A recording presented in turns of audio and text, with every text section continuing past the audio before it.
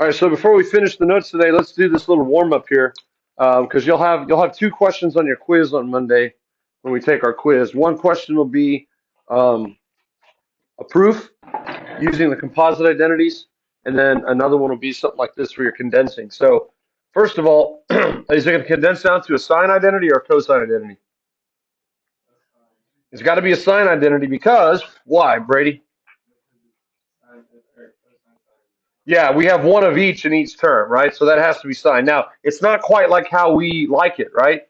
We want the positive term, if there is a negative term, to be first. So let's rewrite it. Sine of 4x, cosine of 5x, oops, 5x, minus, and now the way that I told you, I also like the sine function first. So I'm going to commute these two factors and write that as sine of 5x, cosine of 4x. I like to keep the trig functions in order, sine, cosine, and then the first angle goes first on the first one, and then we switch it around in the second one. How do they flip? Well, multiplication is commutative, so A times B is the same as B times A. Wait, did you not have to factor out? No, you don't. Hi. Hi. Thank you. You don't have to factor out the negative if you just commute the terms. Okay? If you do factor out the negative, well, you'd have a negative out front, and then you'd have to flip it around. You should get the same answer. This is the easier way to do it. Let's look at the second way that you mentioned here in just a second, since I've already gone down this avenue. Now you got sine cosine minus sine cosine. So it's going to condense down to a sine. Your two angles are 4x and 5x, and there's a sign in between them, plus or minus. Minus, okay, because it's sine, same sign. This gives you sine of 4x minus 5x, which is negative x. Now, if we wanted to get rid of that negative inside, what could I do? Forget about it or bring it out front? Bring it out front because sine is odd. And there's the best answer. Negative sine. Okay, good. So we don't even have to work it the other way. You should get the same answer. Negative sine of x. All right. Any comments or questions on that? That'll be one of your quiz questions on Monday. Kylie, you're supposed to leave here at 9:30. I got your pass, but I'm not going to walk it over to you yet. Okay, we have a quiz on Monday. In fact, let's show you this right here. Homework's due on Monday. Quiz is Monday. Two questions, one proof and one like we did on the warm-up here. And then we're going to test on Wednesday, 6-1 through 6-3. Okay, Wednesday. That'll be our last test until the final. Yeah. One proof and one like the warm-up we just did. Okay. Test Wednesday. Got it? Easy enough. And that'll be our last test. And then after that, we're not covering 6.4. So we're about to finish the last of the notes for the year. It's kind of sad, isn't it? Kind of sad. But Tangent's happy because he's the last thing we're going to learn, right? There are composite identities for tangent, and we're going to learn them a little bit faster than we learned the cosine ones. First of all, tangent of x plus or minus y is equivalent to sine of x plus or minus y over cosine of x plus or minus y. Is that true? Yeah. This is basically the ratio identity, right? So because we know what sine of x plus or minus y is, and we know what cosine of x plus or minus y is, we could say tangent of x plus or minus y is the sine over the cosine. And that gives us something to do because we can expand the top and we can expand the bottom. But tangent also has its own identity that's in terms of itself. And here's the other version of it. Tangent of x plus or minus y is equal to tangent of x plus or minus tangent of y over 1 minus plus, change the sign, tangent x times tangent y. And you got to memorize that, okay? You might have a proof like that. Now, here's the easy way to remember the second one. Look at the numerator right here. The numerator is almost just distributing the tangent inside, isn't it? Remember I told you can't distribute the tangent or the sine or the cosine into its own self? It almost feels like you can here. Tangent of x plus or minus tangent of y. So that's the numerator, distribute. But then there's a correction because that doesn't work. It's over 1, change the sign. In the top, you keep the sign. In the bottom, you change the sign. They're always opposite signs. And then instead of adding them in the top, you're going to do what? You multiply them. 1, change the sign. Their product. There was an alarm going off down the hall by Kilford's room all morning. I don't know if that's related. Okay, you got it? So distribute to get the numerator, and then 1, change the sign, the product of the two. Tangent x, tangent y. All right, let's try it out. Find the simplified rationalized exact value of tangent of 5 pi 12. Actually, instead of a proof, this is what you're going to have. Sorry. You're going to have 1 like the warm-up. Your quiz is going to be like 1 like the warm-up, and then 1 like this, where you're finding the exact value of something pi 12ths. Okay? No proof. No proof. No proof. Okay? That works better for y'all, I think. All right, so we're going to use it using both identities above. So first things first. I got to figure out 5 pi 12ths. I got to figure out 2 unit circle angles that either add or subtract to give me 5 pi 12ths. Who's got it? 3 pi 12ths plus 2 pi 12ths? Isn't it 3 pi plus 2 pi? Well, hang on. Is this working? 3 pi 12ths plus 2 pi 12ths? Is that 5 pi 12ths? Yeah. And do 3 and 12 and 2 and 12 have common factors? Yeah, so that'll work. So that simplifies down to pi fourths plus pi sixths. That'll work. Good job. You could have also chosen like 8 pi 12ths minus 3 pi 12ths if you wanted to use subtraction. Yes, yes? There's lots of options. So let's come over here, and we're going to write tangent of 5 pi 12ths. And I'm going to go left to right just once here. That's tangent of pi fourths plus pi sixths. All right, now write small because you're going to need space. Now let's use the sine over cosine identity, shall we? This is equal to sine of pi fourths plus pi sixths all over the cosine of pi fourths plus pi sixths. So far, so good? All right, let's keep working straight down with our equal sign. Now I can expand the top using sine. That's sine of the first, cosine of the second, same sign, same sign, sine of the second, cosine of the first. All over cosine's identity, which is selfish, right? Cosine, cosine. Cosine of the first, cosine of the second. Change the sign, minus sine of the first, sine of the second. Whoo! How's that feel? Feels amazing. It's a lot of writing, but hey, at least it's easy because we know what we're doing. Now it's unit circle time, everybody. UCT, unit circle time. What's sine of pi fourths? Square root of 2 halves. What's cosine of pi sixths? Square root of 3 halves. Plus, what's sine of pi sixths? 1 half. What's cosine of pi fourths? Square root of 2 halves. Yippee-ki-yay! Round 2, the denominator. Cosine of pi fourths? Square root of 2 halves. Cosine of pi sixths? Square root of 2 halves. Square root of 3 halves, sorry. Square root of 3 halves. Plus, or minus, sorry, minus. I got distracted there. Sine of pi fourths, square root of 2 halves. And then sine of pi sixths, 1 half. All right, now I can simplify the top. That's going to be the square root of 6 plus the square root of 2 all over 4. And I can simplify the bottom. That's the square root of 6 over minus the square root of 2 all over 4. And if I stay change flip, the 4s will divide out. And I end up with the square root of 2 plus the square root of 6 all over the square root of 6 minus the square root of 2. The 4s divide out.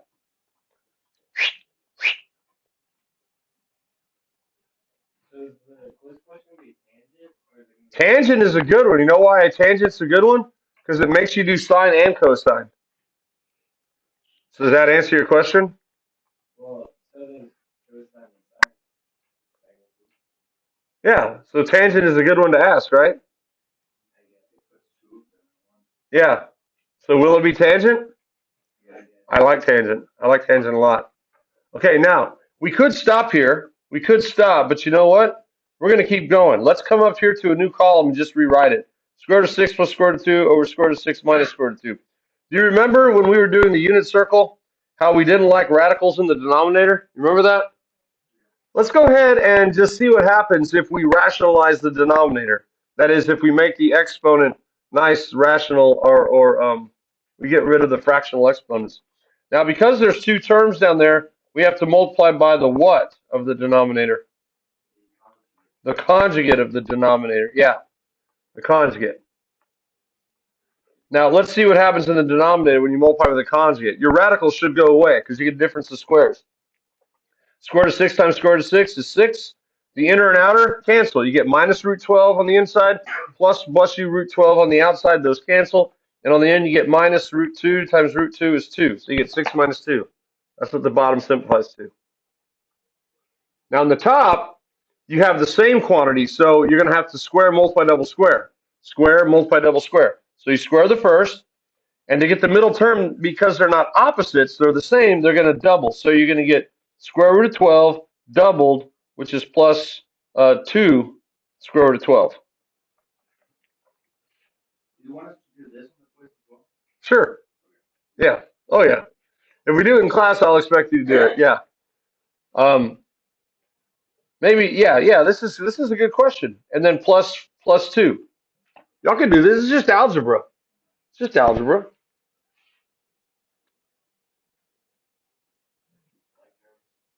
Combine like terms. Yeah. So 6 plus 2, that's 8. So we get 8 plus 2 root 12. All over 6 minus 2 is 4. Can we keep going? Can we keep simplifying? I could break up the fraction. You want to do that? I could call that 8 over 4 plus 2 root 12 over 4, which simplifies to 2 plus root 12 over 4. Now let's look off to the side here at root 12. Can't that be simplified? It's not a perfect square, but doesn't it have a perfect square factor? Yeah, over 2. Sorry, over 2. Yeah, good catch there. I just saw that. The 2/4 simplifies to 1/2. What's the simplified version of root 12? 2 square root of 3, because 12 is 4 times 3, and 4 is a perfect square, so it's 2 square root of 3. So look what we have here. We have 2 plus 2 root 3 over 2. What happens with the 2's? OMG. Was it worth rationalizing the denominator? Yes, because instead of getting this answer on the left, we ended up with 2 plus the square root of 3. That's a lot simpler. Yeah, so it was worth rationalizing. Would I expect you to do that on a quiz or a test? Abso-freaking-lutely. This is some of the best algebra that we do all year long. It's yummy. It's heartwarming, like a good casserole that your mom makes. Okay, yummy. It's good. It's just heartwarming. Feels good. It's nourishing. Yeah. This? Oh, for the proofs for tomorrow's quiz? Yeah. All right, now that's the first way to do it. We're now going to do it the other way, doing it in terms of tangent. Should we get something that's equivalent? We should. We should get something that's equivalent. Okay, so let's go ahead and do it right here while we can still see why. Kyle, you got it? Okay, so I'm still going to do it right there. So here we go. We got tangent of 5 pi twelfths is now equal to tangent of pi fourths plus pi sixths. All right, now I'm going to write the identity in terms of tangent. So first step is distribute, wink, wink, right? Distribute, wink, wink. The wink, wink means that we know that we have to divide by 1 now. What's the sign in the bottom? 1 minus, it changes from the top, and then it's their product, tangent of pi fourths, tangent of pi sixths.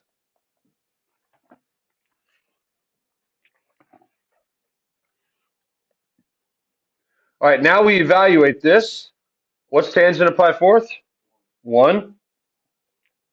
What's tangent of pi 6? No.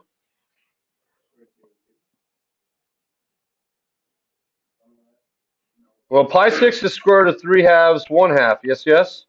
That's pi 6. Tangent is y over x. The 2's divide out. So it's 1 over the square root of 3, which when you rationalize is Square root of 3 over 3. Yeah, remember that? And then all over 1 minus tangent of pi fourths is 1 times square root of 3 over 3. So I end up with 1 plus the square root of 3 over 3 all over 1 minus the square root of 3 over 3. Now, I have a complex fraction, don't I? How do I get rid of this complex fraction? Multiply by what? No, I can't do state change flip because the denominator is 2 terms. They are conjugates of each other, but I'm not ready to rationalize the denominator yet. You want to get rid of the complex fraction. Remember what we said earlier. If you get a complex fraction, you rejoice because the next step is to eradicate it, always. What's the LCM of your miniature denominators? 3. You got to multiply by 3 over 3. Because there's 2 terms in the denominator, you can't do state change flip. Now we're going to distribute. We're going to distribute, and that'll give us 3 plus square root of 3 over 3 minus the square root of 3. Yes, yes? Okay. Now that could be a final stopping point, but because there's a radical in the bottom, let us get rid of it now by multiplying by the what over the what? The conjugate of the denominator, 3 plus root 3 over 3 plus root 3. All right, now let's see what we get in the denominator. We'll do that first. By design, we get 3 times 3 is 9, minus root 3 times root 3 is 3. We get 9 minus 3, because the inner and outer cancel. 3 root 3 minus 3 root 3, they're gone. And in the top, we get square multiply double square. So we get 9 plus 6 root 3 plus 3. Square multiply double square. Square multiply double square. And now we combine like terms. 9 plus 3 is 12, so we get 12 plus 6 square root of 3. All over 9 minus 3 is 6. Now we can do the same thing that Peyton suggested on the other one. Let's split it up. That's 12 over 6. Do we have to split it up, or can you divide it? You could just divide it out. That's fine. Yeah. If you're that savvy, you could do that. Because when you divide it out this time, the fraction goes away. What's 12 divided by 6?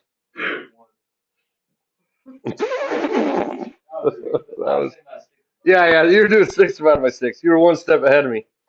We get 2 plus the square root of 3. Is that the same answer? Yeah. Which method is correct? Both. Which method is easier? I think the right side is easier. Yeah, it's fewer steps for sure. Less to keep track of. But they both involve, the one on the right involves the complex fraction. The one on the left does too, but it's a state change flip. We couldn't do state change flip on the right. We had to do lick'em over lick'em. But yeah, do I expect you to know how to do both of those? Yes, absolutely. Okay. Both ways? Yeah, on the quiz. I may have you do it in terms of sine and cosine only. Yeah, I may have you choose, actually. That might work. I may have you choose. So one like example 7, very, very important. Anyone watch hockey? Are the Dallas Stars still in it? I don't know.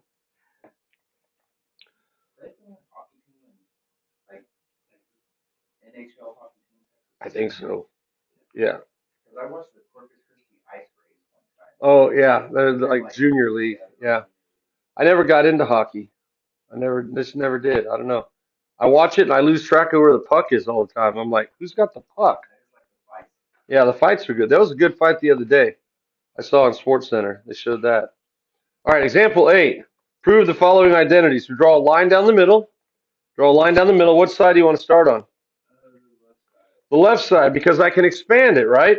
Now, do I want to use the sine over cosine identity to expand it, or the one that's in terms of tangent? Why? Because the right side has tangent, I'm going to use the tangent identity, not the sine or cosine identity. So here we go. We distribute, right? Wink, wink.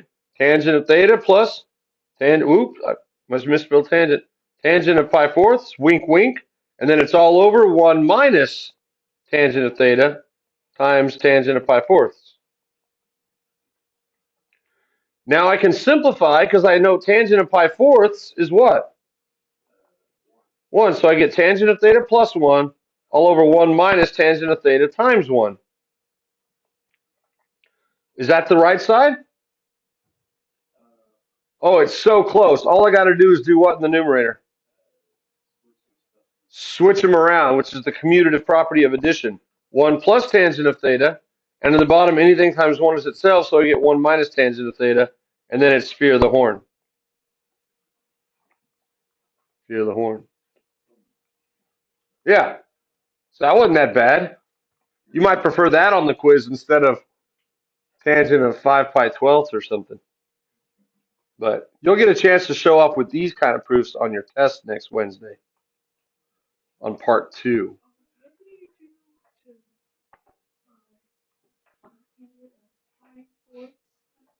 What do I do with that? Well, I evaluate it. What is tangent of pi fourths from a unit circle? It's just 1. So I replace tangent of pi fourths with 1. Yeah. And then it works out. All right, let's look at this. Let's look at this fella. Whoa, fella. That's an identity. We have to prove it. What side do you want to start on? The left side. Kylie, are you texting someone the results of the previous problem? You get to leave at 1. You get to leave at 9:30, and then you can use your phone. Okay. What side should we start on, Kylie? What side would you start on?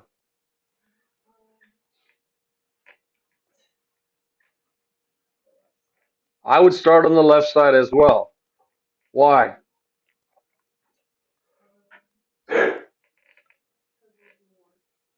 There is more, right? We have 2 terms instead of 1 term, and we also have this. We have the invitation to expand that. Now notice the right side is in terms of single angles x and y. The left side is in terms of compound angles x and y plus or minus. We have a way to expand the compound angles to get single angles. It's rarely hard to take a single angle and build it up into a composite angle. Okay, compound composite, the same thing. So let's go ahead and expand the left side. Here we go. Sine of x minus y, that's sine of x, cosine y, minus sine of y, cosine x. All right, and then we have plus the next one, sine of x, cosine y, plus sine of y, cosine x. You have to start sufficiently to the left, don't you? Or move things over. Okay, now we can combine like terms. Hey, holy moly smokers, what do you notice about the 2 middle terms?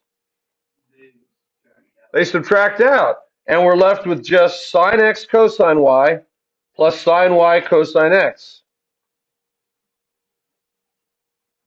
Do those cancel out? Are those the same? No, they don't. They look like they should cancel out. Do we have any like terms, though? Minus sine y cosine x plus sine y cosine x. There you go. Those are the ones that cancel out. Got to be careful here. They all look the same. And then I have the sine x cosine y plus another sine x cosine y. What's one of those plus one of those? 2 of those. 2 sine x cosine y's. Compared to the right-hand side, how are we done? Fear the factor horn, baby. The effing horn, the factor and horn. Yeah, fear the factor and horn, or just fear the effing horn for short. Yeah. I get to teach middle schoolers this summer, 8th graders. Yeah, I volunteered to do that just to sharpen my game up a little bit, just because it's been a while since I've taught kids that young. Algebra, well, pre-algebra, 8th grade math, pre-algebra. These are the kids. These are the kids that need extra help to get ready for algebra 1. Yeah, so for 4 weeks, 4 days a week, 4 hours a day. Yeah, and I'm just thinking if I do something like that kind of humor with them, like fear the effing horn, fear the factor and horn, I'm gonna lose them. Like they're gonna giggle the rest of the day. Like he said effing horn, he said effing horn, he said factoring, but I know what he means. Hey mom, dad, guess what? So I gotta really like dial it back a little bit. I was talking to a lady yesterday who gave me the curriculum, and she says if they get bored, you could just take them outside. It's going to be at Oakland Middle School. And I was like, oh, yeah, aren't there some woods over there at Oakland Middle School? We could just take a little hike through the woods. They're going to get some fresh air. And she goes, no, you don't want to take 8th graders into the woods. And I'm like, okay, I guess I won't then. I don't know. Yeah, you can set it over there. Thank you. What would eighth graders do in the woods if I took them there? Reproduce? I don't know what she meant. I don't know what she meant. But see, I have to really. That's why I'm teaching it. I gotta remember how eighth graders work. Right? They're all awkward and young and pubescent and prepubescent all mixed together. Right? It's gonna. Yeah. I don't know if y'all can remember back to eighth grade. Right? I'll be dealing with those people. You're gonna be bored, Mr. Korpi. Am I gonna be bored? I think so. I think so too. Yeah, getting used to PC calculus. I think I will be bored, but I can do it. I could do it. I'll have to make new jokes. Can't use the same level of humor. I have to really come down to their level. Like say the word booger or something. Booger. He said booger. All right, let's prove this one. Last one. Last new question of the year. Okay. We draw a line down the middle. What side do you want to start on? Left or right? Okay, now if we start on the right, notice we have angles that are different. And on the left, we have a 3U. Your first goal is to get the angles the same. If your angles are not the same, then you can't really use the identities to match one with the other. They have to be the same. So my question to you, is it easier on the right to build up an angle of U into a triple angle 3U, or would it be easier to tear down the nucleus angle, that is the big angle 3U, into something smaller? Tear down. So even though there's more terms on the right, this new first goal, which is to get the angles the same, kind of trumps the right side has more terms and it has more trig functions, so it looks like it has more information. This goal of getting the angles the same kind of trumps that, and we're like, it's a bigger angle, it's easier to tear it down. So I don't have a triple angle identity, so what I'm going to do is I'm just going to call 3U 2U plus 1U. Is that okay? Now, do I want to call it 4U minus 1U? No, because I don't want to start introducing bigger numbers. I don't want to say it's a 100U minus 97U. Heck no, that would be correct, but that's getting bigger numbers. I'm trying to express it in terms of smaller numbers. 6 minutes, Kylie, and you can go. So now I can expand this out. This is sine of 2U, cosine of U, plus sine of U, cosine of 2U. Now that's a step in the right direction because I have single U's, but notice I still have two U's or double U's. So what I need to do now is break those down. So watch this. I'm going to call this, stupid highlighter, I'm going to call sine of 2U, I'm going to call that sine of U plus U, times the cosine of U that's there, plus the sine of U that's here, times, I'm going to call cosine of 2U, I'm going to call it cosine of U plus U. I made progress in the first step, but I still have more progress to go, okay? Now here we go. We're going to expand it out. Sine of U plus U is sine of the first, cosine of the second, sine, sine of the second, cosine of the first. Now you got to be careful because that's two terms. It's still all times cosine of U. Plus sine of U times parentheses.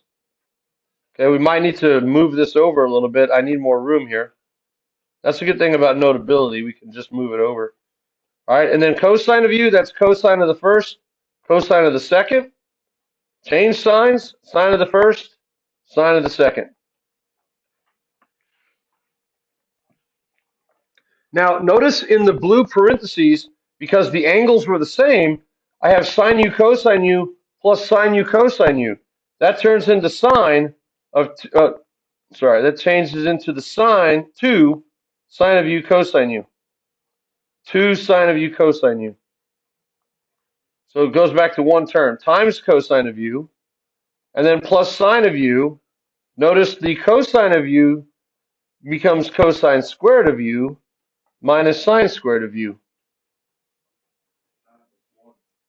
No, it's not 1 because it's minus. If they were both positive, it would be 1. If they were both negative, it would be negative 1, but one's positive, one's negative. Now, what we just did, guys, we just derived what the next section would be about if we were to cover it. It's about the double angle identities, and I would have you memorize the results. Sine of 2U is equal to 2 sine of U cosine U, and cosine of 2U is equal to cosine squared minus sine squared. That would be the next set of identities that we would cover if we were to go into the next section. Those show up a little bit in calculus, but I'll just throw those at you again if you ever take calculus. You don't have to memorize those, okay? But those are called the double angle identities. Sine of 2u is 2 sine u cosine u, and cosine of 2u is cosine squared minus sine squared. So now at least you could say you saw them. All right, now let's look at the right-hand side. The right side is completely expanded out, isn't it? So let's go ahead and do that. I'm going to now combine these right here, and this gives me 2 sine of u cosine squared of u. And then if I distribute the sine of u, I get sine of u cosine squared of u minus sine cubed of u. How's that looking? Is that the right-hand side? It's close. Now look what we have. We have 2 sine u cosine squared plus 1 sine u cosine squared. Aren't those like terms? Yeah, so now 2 of them plus 1 of them makes 3 of them. So I have 3. Now notice instead of writing it as sine u cosine squared, the right side has the cosine first. So I'm going to commute those two factors. That's legal. 3 cosine squared of u, sine of u, and then minus sine cubed of u. Did I get it? Did I do it? Fear the booger horn. He said booger again. It doesn't even make sense. But I like it. Fear the booger horn. Booger.